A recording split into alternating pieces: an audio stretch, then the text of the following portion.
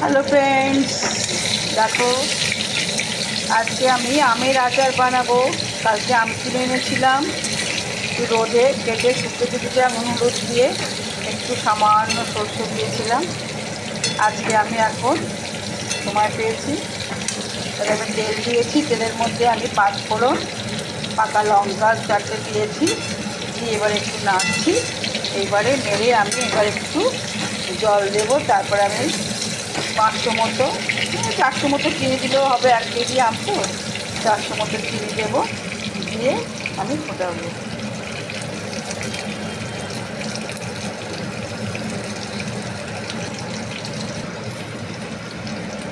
এবার আমি ভাজা হয়ে গেছে,